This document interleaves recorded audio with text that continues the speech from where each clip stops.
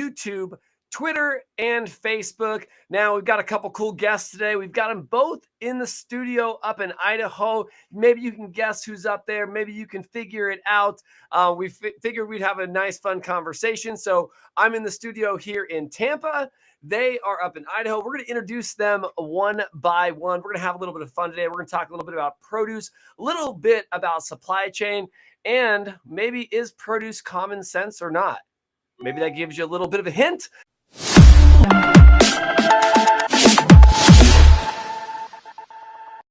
So today we got our fancy sponsor, Owyhee Produce, Shay Myers, but we're going to introduce his guest, our guest first, which is none other than the famous, the legendary, the Red Pepper King, Paul Manfre. How are you, my friend? Great to be here. Great to be here in Idaho. They gave me a little snow on the ground today. I'm here with Shay. All is good in Idaho. That's awesome. Where they grow the best onions. Hey, it's amazing, man. I'm glad you made it there. So let's go ahead and get Shay Myers, otherly known as Shay the Farm Kid. Here we go. Sit next to you. I'm right here. I can stick my hand over. I'm a little jealous. I said it. Listen, Shay texted me and told me, he's like, hey, Paul's coming up. And I was like, what? I'm like, before me? I'm like, I'm jealous. I'm like, this. He's like, no. You've got to get on that airplane. I know. Hey, I'm gonna be at GoPax. Maybe you just need to ride back on the plane with me. Oh well, actually, I'm gonna be in Birmingham when you're at GoPax. All right. So I have a vendor showcase that I have to be at. So we're gonna be crossing paths this upcoming weekend when we're flying. But I'm glad you guys got together. I'm glad you're there. I love the studio, man. I always say that to you. I mean, I think it's amazing. I think what you got going on is cool. I love the background. So I'm just glad to have both of you guys on and being able to, have an open conversation. I say we're gonna talk about produce. We're gonna talk about supply chain. And before we started this, we were like, what are we gonna talk about? Paul's always a good one to bring up a subject and roll with it. So it's like, Paul, what subject do you want to talk about, and how can we just dive deep into it for the next few minutes? My pet. First of all, I want to say I was one of your first on your podcast. I believe I was the second or third on your podcast when you started this, right? Fourth. Paul was the fourth. Shay was the third. Mike was the second, and Brent was the first. So. I still know my top 10 for sure. And I was going to mention that it's been a really long time since we've had this interaction. Well, you know who the persistent and noisy and annoying ones are, I guess, if we're in the top 10 list. Yeah, of course. I'm in people's top 10. Could be a bad list, could be a good list. I'm not sure yet. Well, Patrick, you know firsthand that my pet peeve in the produce industry is raising consumption. That's always been telling our story. We've had many, many conversations about what I and Shay are doing to try to, bring our story to the consumer, try to raise awareness of our great story. It seems like no one is telling our story, and that's the reason we all got together, try to bring the produce industry into the limelight where it belongs. I do agree with you. I mean, I remember when we first connected, it was about, when is Hollywood going to take over our story, right? Who's going to start telling the story? And it should be us. I mean, that was I would say your advice to me was, hell yeah, man, tell this story, talk to people, get the word out. And it's crazy to see that there are certain shows, right? And you wonder when you see them on TV, as you notice when we talk about produce and getting the word out, all these produce shows that I see, I'm talking about like Netflix, right? Real Hollywood stuff. They're all bad. They all have something bad to say about like drugs in Mexico, right? Or farmers make too much money, right? They do all these crazy things, right? And it's never about like how the supply chain works, how to get, from a chicken from an egg, you know what I mean?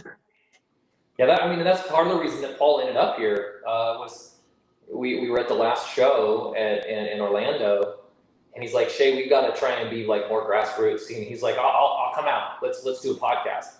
And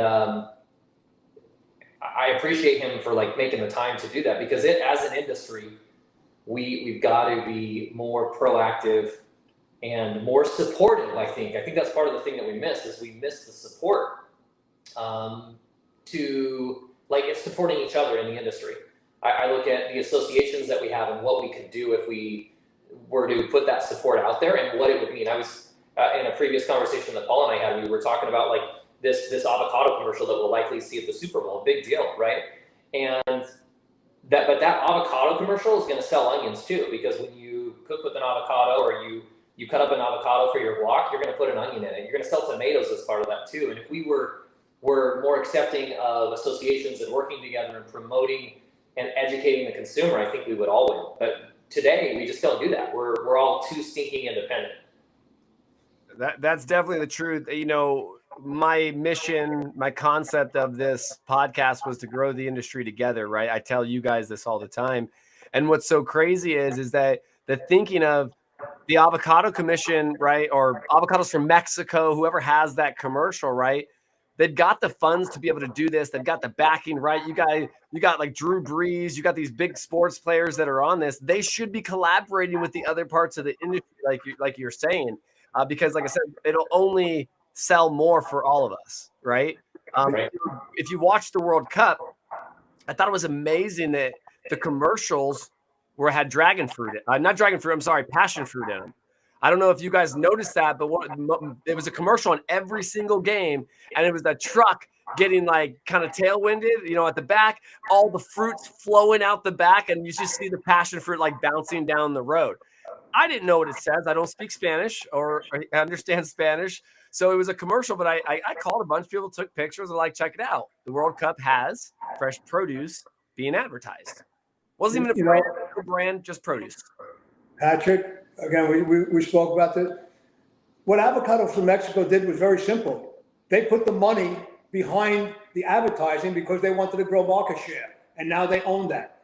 If we could do the same thing in our industry, we just need, let me back up. Unfortunately for our industry, here's the business plan. Everybody feels like, let's say at the grower level, or really at every level, the other guy's got to do bad for me to do good, right? That's the business plan, which I think is a terrible business plan, right? Because you're counting on someone else to do bad when you and usually that doesn't happen, because if somebody's doing bad, his farm is right next to your farm, and you're going to do bad too, right? So I think it's better if all of us work together and promote all produce items.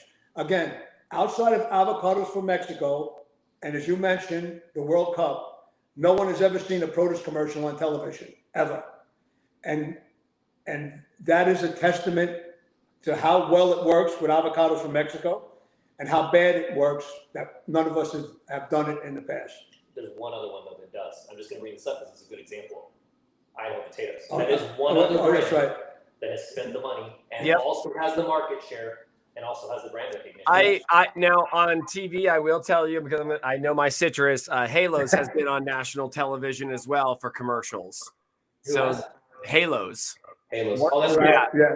Sunkist used to be on there as well, right? I mean, But those organizations represent a lot of people and a lot of money. Like you look at the Idaho Potato Commission, which is a great example of someone who promotes, or Sunkist, who represents. I mean, you would know, but I don't have any idea, right? How many growers? No, they represent almost 50% of the California growers. I mean, so you're right. I mean, they have one packing house alone that represents 18 million cases of the 76 million cases that are packed, and that's one packing house. Yeah. So no, I agree, and I think that as we keep moving forward, one thing that I've been noticing is that a lot of growers, a lot of marketing companies are starting to go to like vendor or showcases, right? They're trying to get in front of the actual purchaser, right? Not buyers, but the purchaser, the consumer. And like the wine and cheese festival, right? Getting in front and showing these people that they have their products. I think by doing that too, it allows, like again, Busch Gardens has the wine and cheese festival here every year, right? that's a perfect day. You can buy a booth, right? As Shay or, Owyhee Produce could purchase a booth technically, right? And you could just serve some onion sliders, right? And then promote your brand. Then hopefully that would be your end. And now you could be able to pitch Busch Gardens, right? To be like, hey, we bought a booth from you. And maybe all of a sudden the next commercial that Busch Gardens has of the roller coaster going down, there's Shay in the background serving sliders, right? Or get your onion sliders, at this food mart. So I agree. And I think that the industry is starting to get there too, Paul, right? I think we have a lot of companies that are focusing on that, but I'm not going to lie to you. I've had a dozen calls in the last month to 2 months, and I've had produce companies tell me I don't have a budget at all. And so it's still there. It's still to that point. And you brought up a very good point. What I hope these podcasts and you and Shay and I could do is actually get the consumers involved, because that is, no matter whether you eat in a restaurant, eat in a school, eat at home, that is your end customer, right? We need to get them educated. We need to get them involved. We need to tell them, like you said, Hollywood tells the bad story. We need to tell them the great story. We need to tell them the story about health benefits, longevity benefits, curing disease benefits, all the benefits that we have in this industry, and no one is speaking about it. You're right. And it's crazy because I remember the first time I started getting into like eating mangoes and dragon fruit, people were like, well, the experts, right? Like, London Fruit or, Albert Perez at Continental or, Jose Ruggiero at Freshway. They were like, don't eat too much. That's really good for your gut. And you'll have to go number 2. And I was like, but different things like that. It actually, like I said, what you put in your body is kind of what you get out of it. I've got this book that I have here in the studio, Eat to Beat Disease. PMA previously, when they were PMA, had this gentleman, Dr. William Lee, and it's probably the best guest speaker they've ever had. I'll be real with you right now. This guy, I actually, I even submitted like to get a book and everything, and got the book. And I can tell you, reading this book, Paul, is like what you're saying. I mean, so many people just don't understand what cantaloupe does for your body, right? What lettuce does, not romaine lettuce or just like regular, what microgreens do for your body, broccolini, what peppers do. Man, I have sweet peppers almost 5 times a week, man. I cut those things up and I put them in my omelets in the morning. Shay knows that because his onions go in my omelets too every morning. So, but I think, even in growing up, my son, you guys both know my son, Ty. My son, Ty, said, Dad, do you choose to be picky or are you born picky? And I said, good question. I said, I believe you choose. And I said, but your body also tells you as well. So your body's going to tell you what's good and what's bad. And he goes, okay, is that why Lily, likes McDonald's and chicken nuggets all the time? And I'm like, okay, where are we going with this? And he said to me, he goes, well, I'm not like that, Dad. I'm like you. And I said to myself, as the good father that I am, I was like, yes, I am. I am good. Thank you very much. I said, Ty, your dad didn't get to that way till he was in his late 20s. I said, it took me a very long time. Dad used to make those frozen package of like Alfredo and like frozen vegetables where you just, do that. It took me a long time to get to this. My son doesn't ask questions. When I say, hey, we're going to make these lettuce wraps, he's like, I'm in. Right. So look at even that from when I was a kid, right, Paul, too, all the way up until now. Look at my kid. And I tell people this all the time. You want to get kids involved in produce? Get them involved in produce. Right. Yeah.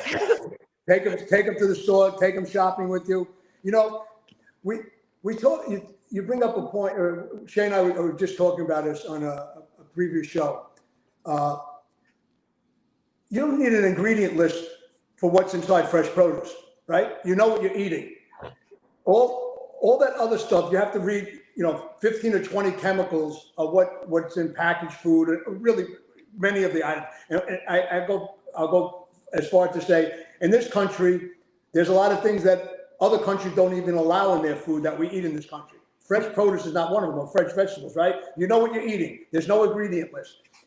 And to your point, again, we spoke about this previously, the government subsidizes all the things that are bad for you, like the industrial, like high fructose corn syrup, sugar, and doesn't, and only 3% of their budget goes to all the things that make you healthy, what we do in the fresh fruit and vegetable industry. That's the kind of thing that we could hopefully get people involved in and make some changes in that, because 97% of our money from the government goes into 100% of the things that make us unhealthy, and only 3% of the things that they put money in, it makes us 100% healthy. There's a very, very big disconnect in that. But It's true. Who's spending the money, though, is what I would say. Those industries that are getting the dollars and then get the subsidization that they do through the Farm Bill are the ones that are promoting themselves more powerfully, with more capability than we are. Like we have no reason to not be able to get in front of consumers if we would support. I know I'm digressing, or at least regressing to the same thing that I was talking about a minute ago, but if we would just figure out how to promote our own industry, that we would have the dollars. It's not that we don't have the dollars. It's that we don't spend the dollars in the right way, doing the right thing. That's the truth. That's it. I mean, if we look at politics, I mean, any of this stuff, you follow the money, you see where it's going. And so it's our own fault. It's our own fault. We can complain about it. We should talk about it, because if we don't at least talk about it, we're not going to change anything. But if we don't put action behind our words, nothing's going to happen. It's going to be the same thing. I mean, I agree. I mean, that's why I agree, Paul. I mean, the reason I started the podcast, I said, was to grow together, right? And as we get more and more, we're starting to reach out to other outside, entities to keep talking and keep chatting. So, I mean, I agree, but it's like, how long is it always going to be on like the produce industry's expense? But then also, like, this is something I'm going to bring up too, that I'm really kind of passionate about. And other people in the industry, they think it's cool. Like, right? They're like, oh my God, I love that Nike is coming out with this cool swag and they have fresh produce all over it, and Adidas. And I'm like, that's horrible, right? And I say that, right? It's horrible. So when you have Nike making t-shirts, selling them for $40, and on the t-shirt, it's got a PLU that's a Nike check and says, eat fresh. Oh, Paul's looking at that. Paul's like, whoa. And then you have an Adidas one that has an Adidas. How long is it going to be before Nike starts calling or Adidas starts calling and says, we know that we know that guys like Ronaldo, LeBron James, the Michael Jordans of the world, they don't drink soda. They eat fresh fruits and vegetables. They drink smoothies. They do all this. When's it going to come to a point where corporate America finally comes and is going to start going, okay, yeah, we want to come in and pack produce because we know, and we have a commitment from XYZ retailer that said if we get a Nike Apple that Ronaldo's going to sponsor it, and we're going to get 14 million cases contracted to us. And then we sit there and go, I can't even get a contract with a retailer, right? And so that's where you're so right, is that we need, and I post this, guys, all the time. I know both of you see it over and over and over again. I talk about merch. I talk about branding yourself. I talk about bringing yourself to the digital transformation and what's happening. And then hopefully people will see that, right? People are seeing it, Shay. You've got millions of views on TikTok, right? I know it's crazy because this was one of the questions I was going to ask, because we talked about the negative and the positive. Which videos get better views? The negative crap that you're like, we're going through a freeze, or do people love that you're talking about the sunburn or the sunscreen on the onions, right? Like, which one is, I guess you could say, talked about more? Yeah, that's a good question. Frankly, I never know what's going to have the most views, but I think what it is usually is what is surprising, what people don't expect. Like, and you could say that it's a negative. Like the most recent video, which it's at 2.2 million views right now, was about 5-month-old onions. Super common. If you're in the industry, you know that potatoes and onions and carrots are stored, right? Right. You know the root vegetables, you know that. But the consumer doesn't, and they're like, 5-month-old onions, they must be no good. That's why they're bad at the store. And that's not the case. They haven't been educated, right? And they're disconnected from the farm. So in a way, it's negative, but I think it's positive because you can take that conversation and say, okay, this is why, right? You can take it a step further. All right, that makes sense. And I wanted to ask that because I feel like sometimes like even my content, I feel like sometimes the funnier the content, it gets more views. And then when I try to be like serious, I get like no views, right? It's like sometimes it's interesting to know kind of how that works, because then you can kind of see the mindset of people, and everybody wants to see drama, right? That's why we have all these Netflix docu-series now, because everybody wants to get involved in everybody else's drama, right? Guys, let's take a quick break. Let's hear from a couple of our sponsors, and then we'll get back to Chad. We're going to talk about Produce Common Sense, that sign in the background, too. Paul, I know you're curious, and we're going to talk more. Okay. As we all know, traditional plastics do not rapidly degrade. If not properly recycled, they build up in landfills, pollute our environment, and ultimately disrupt our ecosystems. As a leader in the packaging industry, Severin is excited to introduce Bioable Solutions, the newest addition to our family of high-performance packaging. Enabled with bioassimilation technology, our Bioable Solutions products are 100% recyclable and uniquely formulated to fully degrade in both marine and terrestrial environments, leaving behind no microplastic waste. Bioable Solutions by Severin is a true sustainable option for the everyday consumer that directly addresses plastic and food packaging sustainability. High-performance packaging in a responsible format.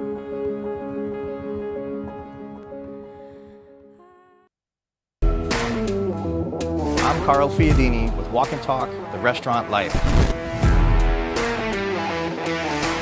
If you follow the show, thank you. We really appreciate the support.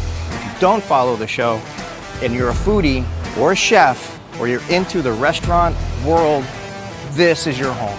Check us out. We sincerely appreciate it.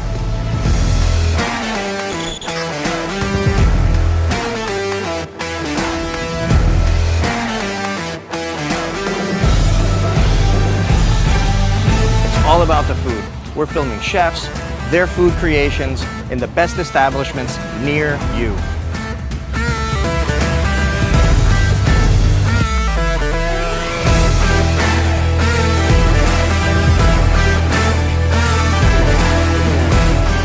All right, so let me tell you where you can find us. We're on YouTube, we're on Newsbreak, we're all over the internet. We're also streaming on your TV with Roku, Android TV. You can find us on the Amazon app, and very soon, Apple TV. Come on!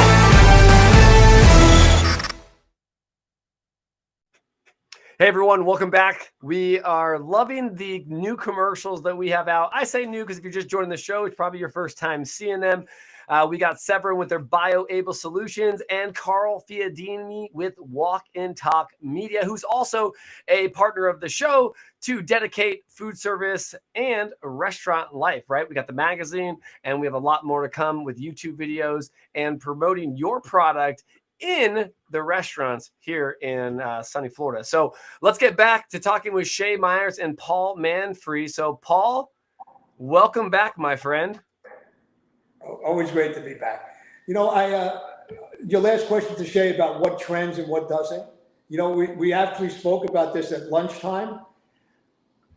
When I think I have something really, really important that I think is really important to the produce industry, it's amazing. I'll get half or 1/10 of the views that I say, and then other times I'll say something that just maybe a market report or just a quick update, and you get tens of thousands. It's amazing. I really don't know what I say or what I don't say that makes people get excited on LinkedIn. That's the truth. I can tell you I don't know anymore either. So I think sometimes it's kind of what we put out or what we do. And I even say, like, the most views I get, also, by the way, Shay, welcome back. I get views with, I don't know why. I'm like, I just had lunch, but I'm hungry. Dude, I'm starving. It's a travel day for me, so I have to travel. But when my kids get in the picture and I post my children cooking or anything with my kids, it's like 12,000 views within literally 5 to 8 hours. And then everybody's commenting, you should post more of this. And I'm like, yeah, I bet. But yeah, I agree. It is different, but I think it's also to do with your, familiarity too, Paul. When a lot of people do know you, they try to, follow you, make sure they are, make it up to date with what you have going on too. You know what I mean? So same thing, Shay, right? It's probably a little bit of that. So to keep it, to keep the thing going here though, produce common sense. So Shay, I've been talking more produce common sense to more people, asking them obviously those onion 101 questions that I asked you, right? Trying to understand, why you want people to understand produce common sense.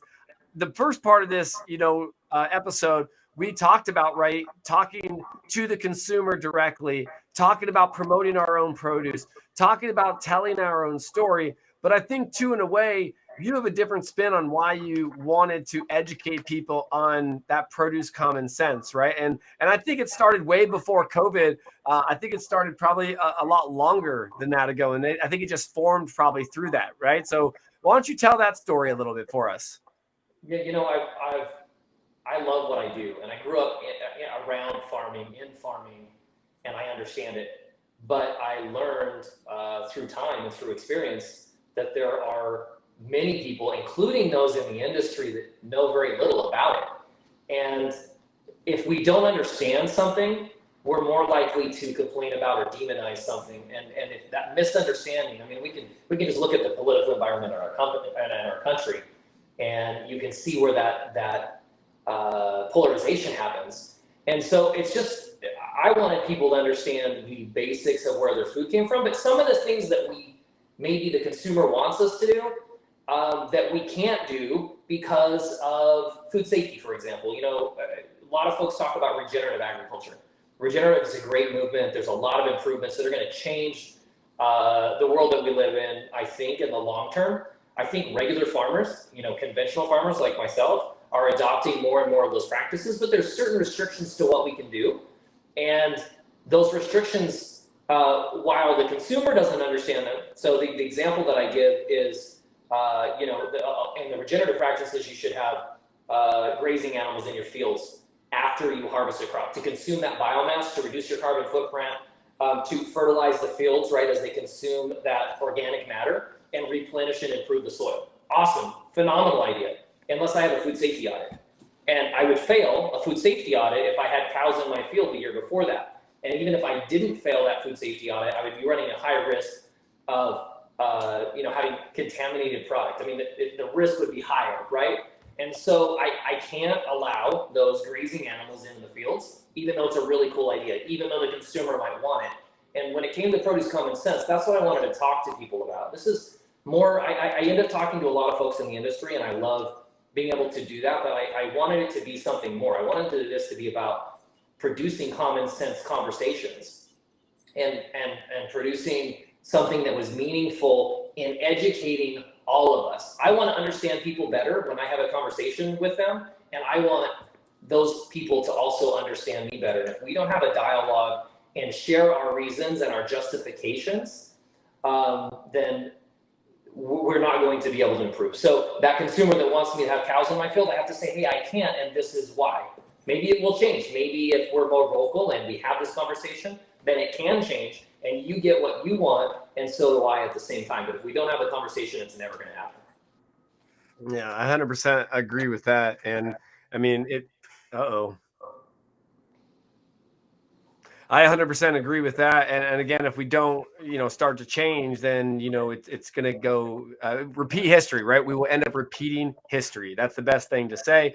And Paul, I mean, jumping over to you, as we're talking more about this produce common sense, you started to do, and I say you started, but when you started doing like LinkedIn and your videos every Saturday, you started really communicating with the industry, and people gravitated towards that. So the same thing, that I'm doing, that Shay's doing, and you started in a different way, and you address concerns in the industry to the industry. Yeah, I always point out, I probably say things that other people are thinking but are afraid to say it. I pretty much I tell people all the time, Paul Manfre will stab you in your chest, never in the back. So I'm really blunt and honest about, and believe me, there's problems at every level. Okay, it's not that one entity has the find all, fix all, always the right way. But it always got to be a give and take, learn from each other. And you probably, I don't know if you know this, but 25 years ago, I started by fax doing a thing called the Alpha Omega Report. And there's probably a lot of people that listen to your podcast today that used to get that fax, maybe 25 or 30 people. And at that time, I was, I would say about, different markets, what the growers were doing, what, different things that happened in the industry. And that morphed into the email. And then LinkedIn, I think I started that about 5 or 6 years ago. And now I can't believe, I always say you and Shay are going to make me look better and sound better. Me, you know how I do my LinkedIn post. I put a phone on a coffee cup and I talk. Nothing is edited. It just comes out of my mouth. I go down different rabbit holes. I'll talk about different topics. And but my goal has always been is the love of the produce business, the people in the produce business, and just trying to make the produce business better for everyone. That's always been my goal. Yeah, I think I've been accused of no filter too. I just feel like, I don't want to get myself in trouble, but at the same time, if we don't, do I get myself in trouble? You hear enough things, you know that I'm in trouble. Is that what you're telling me? No, I'm on the same page as you because, there's sometimes controversial statements that you have to talk about, right? And it is what it is. That's like I say, it's not all sunshine and rainbows, but sometimes you've got to say something. But I think there's a level though, right? From Paul, I think you still have a filter too. Like, you know what I mean? I think we have a filter that we're going to talk about it, but we're also not just going to mother F somebody either. You know what I mean? No, it's got to be a conversation. Yes. Listen, there is no position that I am dead set against. In other words, if you have a compelling story and you can convince me to change my mind, great, prove it to me. And that's all I'm saying to you. Just give me the opportunity to state what I have to state. You state what you have to state, and let's have a meaningful conversation. Otherwise, we still think the world was flat and the earth revolves. The sun revolves around the earth. You know what I mean? Things move forward. Things change. Let me talk about something for a second, because I've had Paul here as a broker, right? So you have this, there's no dirtier word as a grower than a broker. Right. We need brokers, but at the same time we complain about brokers. And it's interesting as he's having his conversations, making his sales throughout the day, and I'm able to listen because I don't have a lot of that experience. I've worked as a broker, so that's changed my perspective some too. But there's things that we do as growers that are really annoying to brokers. One of which that I am absolutely culpable of, that I do all the time, is that the onions are my babies, and there are no ugly babies. Okay, and I have to try and step back and make that, recognize that truth. But I think even changing who we spend time with and how we spend, and trying to be open, like Paul was just saying, to being able to learn new things. So the truth is in the gray area. The truth is in the gray area. I'm not right. He's not right. There's something in the middle that's right, and that's what we miss so often. That's why, as we talk about the theme of podcasts, look at some of the most popular podcasts at the moment, right? I'm going into media in general, but you've got the All In podcast, a group of billionaire investors from the Silicon Valley, #1 podcast in the country right now. And these guys do not agree with each other, and they argue with each other. Yes. But they're very intelligent, and they don't just walk out of the room hating each other. They learn. Joe Rogan. There's lots of people, and they're having real conversations, and that's what we need to have: real conversations that make us uncomfortable, but that force us to reformulate our worldview. To get to the gray area of truth. There definitely is a gray area, because even with myself, I'll listen. I'll give you a little bit behind the scenes with it. I have a lot of companies. Shay, you're not one of them. Paul's not one of them, and a lot of my sponsors are not one of them. But I do have a lot of people that come on, and I've told you this, Shay, we have to talk with their legal team to figure out what they're going to say on the podcast. They all of a sudden, and it sucks because there's a lot of companies that are out there that whether they're publicly traded or they've just got, different types of owners, right? Or they don't do PR. And those are types of things where it's like, ooh, you got to stay away from here. Oh, by the way, don't mention this. And you do have to filter it out sometimes because you don't want to just be bashing, one thing. And that's one thing. That's why I've tried to, on even my podcast, I try to ask people like what their 30,000 foot overview of their organization is. Why should people, look at you guys? What do you do, for a living, right? It's like, because realistically, I try to get people to know the grower, know the farmer, know the marketer, know the importer, like know who these people are, the people behind the brands, right? Just like Undercover Boss, right? That was developed because people wanted to, the actual boss didn't even realize what was going on in his own organization. So we had to go undercover to figure things out, right? So it's trying to get, people that glimpse, right? So I agree there is a filter. And, even I dive through it sometimes too. And I've declined sponsorships because of it too. Because people are like, here's the narrative. This is where we want it to go. And by the way, you can't work with XYZ competitor. And I'm like, is this my business or is it your business? I'm like so confused at this point, right? So, but it is. I mean, we don't want to bash our industry too. Like I've heard so much over the last couple of weeks about how, when people leave organizations, they bash that company, right? Or they say, oh, my previous employer, and they say the names of it, right? Or they bash other people. Listen, I like what Paul says. Bash them to their face. Tell them what you don't like about it. Talk about the rejection or whatever the F it is, right? Move past it and get past it. You stay in the past, you're going to repeat history over and over and over. And as Paul being, we're going to call Paul the elder, the wise man of our industry, but Paul's seen it. Paul went from selling on the corner in the Bronx all the way through working his way up. And it's like, he's seen it. And Paul, how many times have history repeat itself? Shay said it the other day on our podcast. He said, how many times have the same crop been grown by the different grower generation after generation? Paul, how much stuff have you seen just happen the same over and over? Because people over and over again. It's what bothers me the most of this industry at every level. Like, my reputation is I call markets. I see things that are happening, and what's the definition of insanity? Doing the same thing over and over and expecting a different outcome. Exactly. And it happens over and over. And then I'm actually just saying, like, don't you see? Can't you, change direction, change course here? I can tell you what's going to happen, and they just keep on doing it and doing it. Again, maybe it's because they didn't have the conversation. I really don't know. I agree. It's stupid.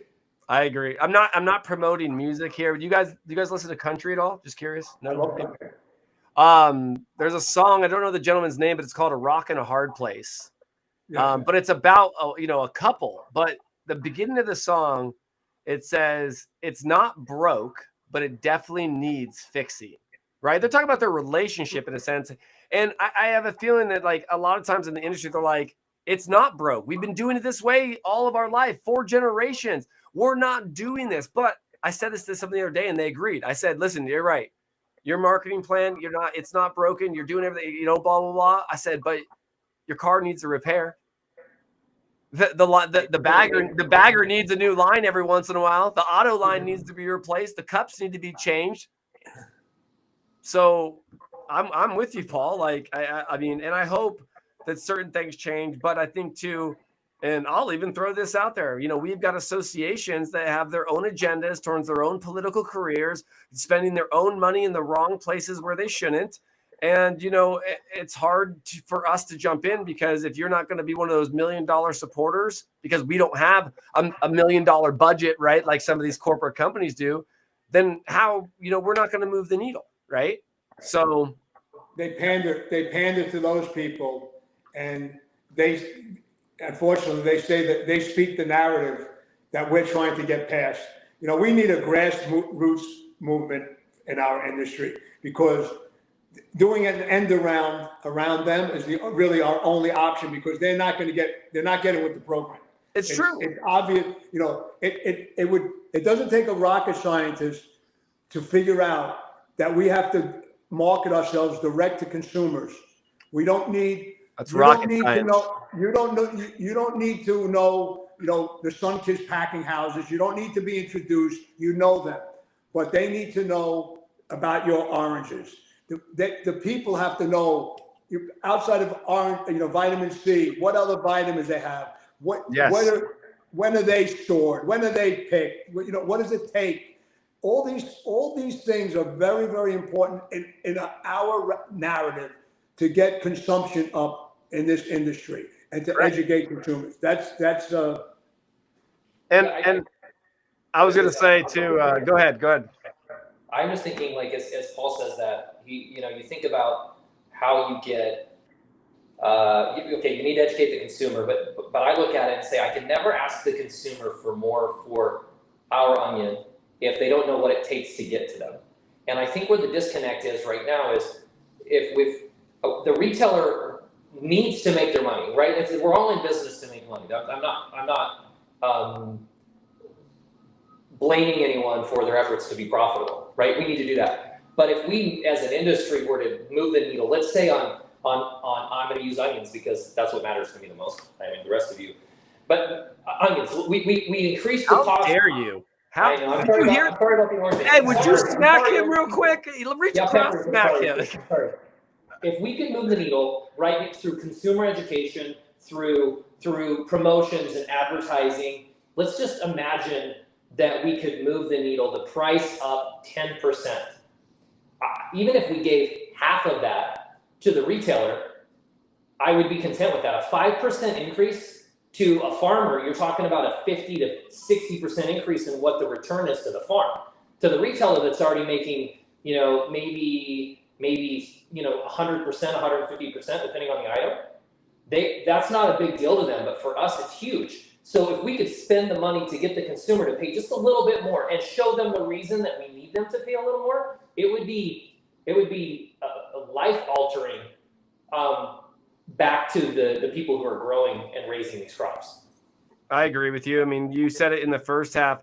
We spend money on these crazy things, and I was going to get into this. I mean, I know this might be a little bit of politics, but when Obama was in office and Michelle Obama kept fighting for the salad bars in the schools, and now that's pretty much gone, right? I mean, COVID took a lot of that away, but I'm telling you, Shay, my kid did not know what a Debbie snack was until 2022, and now he's eating zebra cakes because that's what they're serving at schools, the zebra cakes. And my son, my son, both of you know my son. My son loves fresh produce, and it's just crazy. So now it's like we buy zebra cakes now, and I'm just like, ugh. Like it kind of ticks me off sometimes that we. And then WIC, if you look at WIC, women, infant, and children, they only give for one new child like $25 of fresh produce. $25 can barely get you a bag of Sumos. Like, you know what I mean? It's like it needs to be $150 because the mother needs to consume enough nutrients so she can breastfeed, right? So she can keep up her body to then be able to feed the children. So it does go back to politics, but it also goes back to the people that are advocating for our industry. And again, I'm going to say this over and over again. You can't tell me to get involved. I've been lobbying for 12 plus years, and I still feel like I don't know when I'm going to be able to make something happen. But it's like the associations in our industry need to open their ears, stop talking, listen to the people that are going to be here for the next couple generations. I can tell you, I've never seen an association that is passed down from generation to generation to generation. And that person's mother used to work there, their great grandfather, and they're like, yeah, we actually helped the fight of this in 1940 during Prohibition, and yeah, we got fresh produce in here. No, there's new associations starting all the time. So yeah, I totally feel it that we need to promote fresh produce more. We need to get involved more. But gents, it's one of those things where I love you, Paul, but it's like, dang, man, Paul might be right that, and he said it, his worst fear is him leaving the industry and nothing changing. Like, so it scares me. What you said about the WIC program is just a testament to how much influence the people that promote the crops that make us sick, that get 97% of our money in the Farm Bill, how much pull they have. that they'll omit produce, they'll give us such a small percentage, and all the nonsense that has the high fructose corn syrup and all the chemicals in it, like in the Debbie cakes and everything else, that's what's in their lunch program. Where you should just say 50, 60%, not even produce, 50 or 60% of that money has to be for fresh food, meat, fish, chicken, produce, right? 50, 60%. Now you know the people that need it the most are getting nutrient-dense food for their money in their programs, and forget about, Shay and I almost started talking about that box program. What a complete waste of money. If there was a box program left in the country, why not just give them a debit card and let those people go and just say, you have to use this debit card for fresh produce? Yeah. Right? And then just think about the stigma of people waiting in line to get a box as opposed to going to a store with their kids and buying fresh produce, meat. I agree. Let the retailers cut it off. How many hundreds of billions, and we know why it was done that way, because you could steal more that way.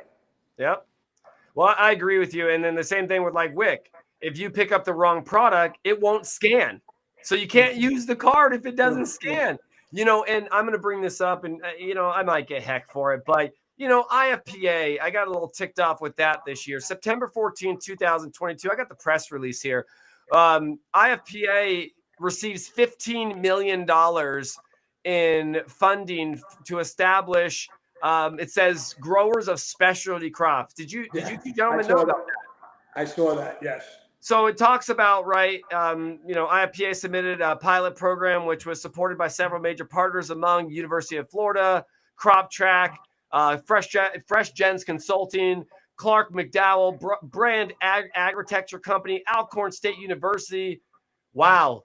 That money doesn't seem like it's going to specialty farmers. And that's the problem, though, because, and it's not IFPA, it's not any of the associations in general, but it's just the people we have involved. It's like I have plenty of friends with specialty crops here in the country, but guess what? You can't apply for it unless you're an IFPA member. Why would the USDA give that money, right? So I think that's a whole nother conversation, but it adds on to what we're talking about too. It's like, come on, $15 million. Why didn't you guys go in the USDA data book, looked up, checked the box in Blue Book that says specialty crops? There's only going to be 400 to 500 of them. You distribute the 15 million to the 400 of them and let them thrive, right? Yeah. Whew. Guys, you got me sweating, guys. You got me sweating. No, yet I don't even want to get started. I know, but again, it goes back to, and gents, this is it. I mean, we've been on for about 50 minutes or so. I love the content. I love what we have going on. I want to thank each of you for coming on the show today. Obviously, Owyhee Produce and Buck Naked Onions being a fancy sponsor of the show. Produce Common Sense podcast. Got to check Shay out and listen to what he has to say, because it is all about where your food comes from. And of course, Paul Manfre, the Red Pepper King, the legend in our industry, a guy that we all look up to. So, guys, I appreciate both of you coming on the line today. Yeah, thanks for having us. Thank you, Patrick. Thanks for having us. All right, everyone, we're concluding our show with Shay Myers and Paul Manfre from Idaho, everyone. So we love the content, as I said, we love the guests, and we love growing our industry together. So we'll see you next time, and look for us on our next live session.